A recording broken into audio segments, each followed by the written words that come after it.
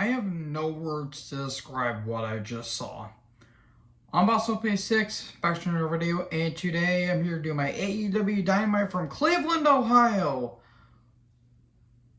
This was a Dynamite that happened. Okay.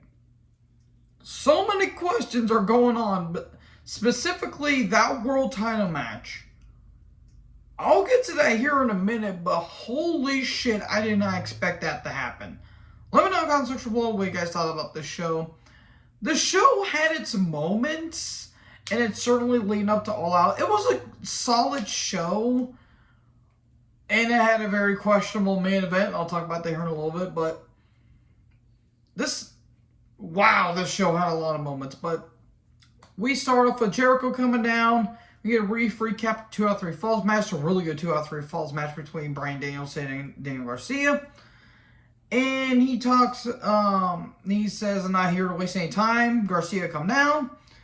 So Garcia comes down.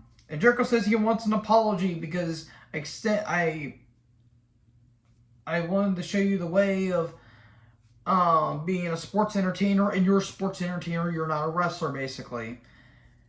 I'm just going to say this right here, right now. This segment wasn't awful. It was just awkward in some ways. Like, Garcia needs character work done. He's a damn good wrestler, really good wrestler, but he needs to show emotion. It feels like he keeps saying this. He keeps having the same face all the time, and he looks constipated constantly. I don't know why. But Garcia says he got to wrestle 30 minutes with this hero, and Jericho kind of pissed on it. I'm not blaming him because Jericho was on commentary. But Jericho says, I want you to say sports entertainer. Here comes Danielson. And he says Jericho's being a bully. And he says, well, what do you think, Garcia? You want to be a sports entertainer or do you want to be a wrestler? And people are chanting, you're a wrestler. And Jericho keeps saying, say you are a sports entertainer. And Garcia says, no, I can't do this. Not in front of these people, not in front of you. I have to pick between my mentor and between my hero. This kind of got high school drama-y, and it was really dumb. But he shoves Jericho, and he leaves. And Brian's like, well, Jericho, that's what you get for being a dick, basically. And he says, how would Stu Hart feel if he was looking at us right now? Who would he pick? Would he pick Lionheart or the American Dragon? What would Owen Hart say? Would he pick American Dragon or would he pick Lionheart? How about we have a match at All Out? Okay, Lionheart versus American Dragon at All Out is Bryan Danielson, a magician. That's all I'm saying. Jericho is in great shape, but he's really washed at this point. Just when you think that things couldn't get any worse, here comes Hager, the most interesting man in sports entertainment. I said sports entertainment, not wrestling. And that was sarcasm, by the way. They're going to be having a match on Dynamite. Is Bryan Danielson a magician is what I put down. Trying to get a good match out of Hager is trying to get a tortoise to actually get on coke and start running. God. So anyway, we get Dax Harbor versus Jay Lethal. It's to set up the Trios match at All Out. Good stuff. Good stuff here. There was some big chops. There was a Russian leg sweep off the top. There was some good stuff. German suplexes galore. Slingshot Liger Bomb. Dax is really damn good at this. But a kick out. Sharpshooter, but that eventually interferes. I'm not going to go through every single thing about this match, but again, this was a pretty damn good match. Hardwood headbutts him. Lethal rolls him up. We get pinfalls galore. The ref, I swear the ref's arm was about to fall out of its socket. But Dax tries to grab the tights, but no, Lethal grabs the tights, 1, 2, 3, and Jay Lethal gets the victory. And that says, well, there's going to be a trios match at All Out, but I didn't say it was going to be me and Big Toe Motherfucker, a.k.a. Satnam Singh. What are Jay Lethal's partners going to be? It's the Mother City Machine Guns! Alex Shelley and Chris Sabin. Okay, sign me up for that. Are they going to be part of AEW? If so, give me Give me FTR versus Motor City Machine Guns. If you don't book it, Tony Khan, god damn you. Okay, that's going to be a damn good match. But then, the bad news happened. Tony Schiavone, Thunder Rosa are backstage. And Thunder Rosa's sad. She's upset. She's depressed. She's unfortunately injured. Damn it! I thought we got over the injury bug, but apparently we did not. This year's been ass with the amount of injuries. I mean, we lost Cody. Orton's out. Ishii was out of Forbidden Door. Hiromu Takahashi, even though he got sick, he was out of Forbidden Door. So many injuries. So many injuries. It's baffling. Punk. I'll talk about Punk here in a little bit. So many injuries. Naito, Ibushi. So many injuries. And now Thunder fucking Rosa. Come on, man. She apparently got injured on Dark, I believe. So that's a really shitty way to go out. There's going to be a new interim champion all out. Fuck. Damn it. And she hopes that Toni Storm wins. So that way, when she comes back, she'll be bigger, badder, and stronger. So it's going to be 4-way. Hikaru Shida, Toni Storm, Jamie Hayter, and Britt Baker. Okay, we haven't seen Shida and God knows where, but okay, at least it's something for her to do. So Colton with Austin took on Billy with the Acclaimed. I haven't seen a father-son match like this since late June of 2007. Oh, God, I'm going to hell for that. Caster. God, Caster. There's a couple times where Max is a little bit iffy when it comes to his raps, but boy, when he gets it, oh my God, they are like fucking sriracha sauce. He says Billy should have used a condom. That was funny. The one that got me is he was talking about Biden on student debt. That was good. That was good. That's funny. That is how you do. That's how you do politics and wrestling. We should make fun of the politics because it's fun to make fun of them. But yeah. So Colton took on Billy. Match was whatever. It was just there. Stokely attacks him. I didn't know that midgets attack people. And a low blow, Colt 45, and Colton wins. They take the cards, and then Swerve and Our Glory come down. The Guns run off, and they help Billy up. More on Swerve and Our Glory and the Acclaimed later here. So the Shivani Death Triangle and the Aussie Open, Osprey are backstage. Talking about the trios tournament that they're facing tonight. And Pac says, you know, Will, you and I have a little bit of history. We won't just kill you, we'll murder you. Murder in Cleveland, Ohio.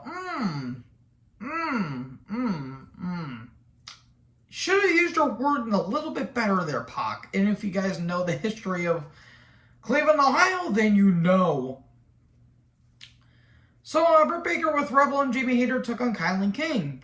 Okay, Kylan's the hometown hero. And match was fine. At least Kylan's getting some TV time. But in the end,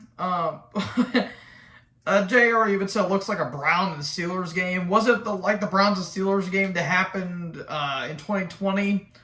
Oh my God, that game was bad for the Steelers. That whole wild card game. Oh my God, that was hilarious.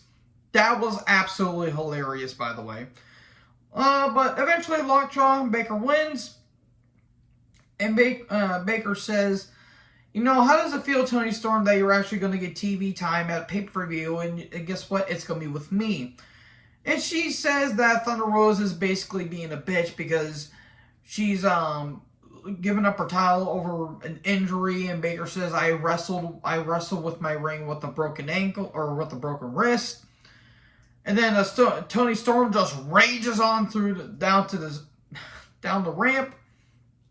And then Hayter attacks her, and Hayter hits him from behind with the forearm, and Tony's face hits literally on the apron. Ouch. Oh, she's okay. God damn Jamie Hayter, by the way.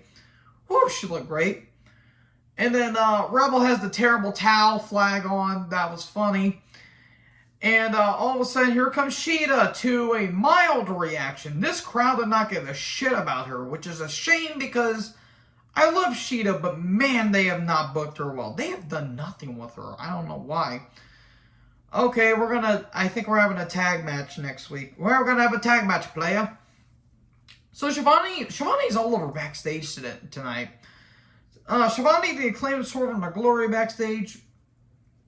And Keith said, "Hey, we helped you out, and we don't care what rank you are. How about we have a match at All Out for the tag titles?" And basically, Caster says, "We didn't need your help. We could have taken it on our own, but you know what? How about we do have that title match because we are the uncrowned tag champions. We'll see you September 4th. Okay, match should be fine because Acclaimed are over as hell. So then, we get to the world title match, which was not the main event. And I question why it was the main event, but I'll talk about it here in a second. We know why. Jon Moxley versus CM Punk to determine the undisputed AEW World Title. Okay, let's address the big elephant in the room here. Last week, what Punk said about Adam Page was apparently not part of the plan. It was completely unscripted, and everyone was pissed about it. Unbelievably pissed, especially Page. Page even said that, I don't know if Page was there, but Page said he would have went up to Punk and beat the shit out of him. Apparently, Punk's been having a diva issue backstage. If true, that needs to get resolved, because as much as I love Phil, he's getting his panties in a twist, and apparently he needs his diaper changed. So what we got here was a work shoot. This was a work shoot. But a part of me feels like it wasn't really a shoot, but looking back on it, it looked like a work shoot. They trade some blows back and forth, and a Punk kicks Moxley in the side of the head, but Punk was holding his foot. The thing is, it wasn't his injured foot. It was his other foot that he was holding. Oh, maybe he extended his knee. Could have been, but he was holding his leg. So this was planned. But it looked like it was to me. It looked like to make it was injured though. So if Punk is just being a dick and just trolling people, this is brilliant. This is brilliant. But a part of me is kind of skeptical about it.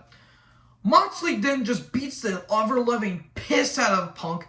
King Kong Larry, elbows aplenty, 2 Death Riders, 1, 2, 3.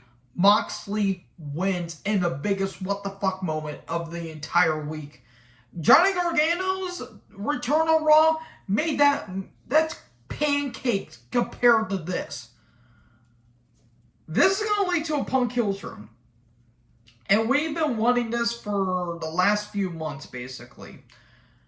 I'm shocked MJF didn't come out. I thought MJF was going to play a part of this, but I'm curious what they're going to do at All Out. I'm really curious of what they're going to do with All Out, because I'm still in shock of what just happened here. But the show still continued. So, Tony Schiavone and Christian Cage are backstage. And he says, "Jungle Boy, you try to run me over. My arm's in a little bit of a sling because you tried to injure me. You tried to end my career. And now you want a match All Out? Well, guess what? You got it." And he says, "You want average, Jungle Boy? You just turn the camera around, scan the crowd, and you will get the definition of average." That was funny. He should have made more jokes about the Cleveland Browns. They have Deshaun Watson on their team. If you read about Deshaun Watson, you'll understand why I'm a bit iffy on that one. So anyways, Starks comes down, and he is pissed. He is pissed that he is to deal with Team Taz breaking up, and Powerhouse Hobbs, and the Factory, and this was a great promo, folks. I'm just going to say it right here, right now. Great promo. I don't need to go over verbatim about how great this promo was. He talks about how Hobbs was a security guard for Britt Baker, and he helped guide Hobbs to where he is now, and now he turned his back on him, and when Starks injured his neck against MJF, I think, Hobbs was there for him, and now he tried to re-injure his neck again. He hit me in the neck again, man.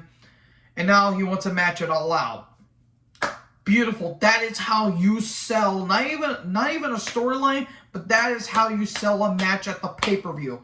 This was brilliant shit here. So Max is backstage. He says, the best in the world, my ass. I proved to everyone that I am the champion. I am the man. I am the guy. Okay, I'm still in shock of what they did here. So, we get Dynamite, Rampage, and all out card rundown. We go Mega Return video package. Way too soon. Way too soon. Don Callis on commentary, and I'm out the door. The door is right there, and I'm walking out of it.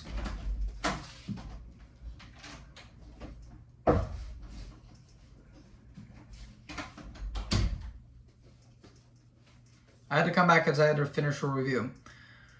So then we get Aussie Open and Ospreay versus Death Triangle in the quarterfinal match.